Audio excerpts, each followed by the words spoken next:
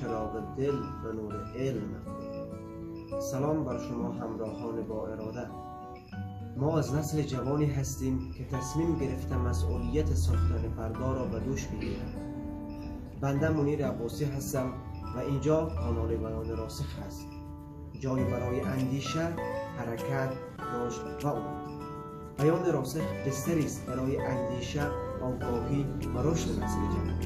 در اینجا مجموعه‌ای از محتوای مفید و الهام بخش تقدیم شما می شود.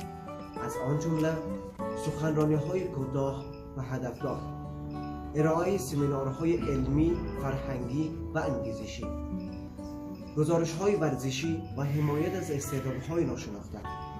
سخنرانی‌های کوتاه و هدفدار، ارائه سمینارهای علمی، فرهنگی و انگیزشی، گزارش‌های ورزشی و حمایت از استعدادهای ناشناخته.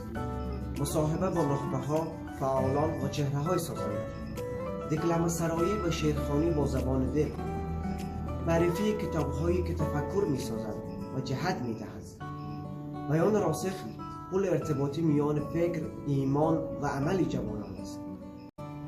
ما اینجاییم تا صدای آنهایی باشیم که می‌خواهند بهتر بدانند، بهتر بفهمند و بهتر بسازند.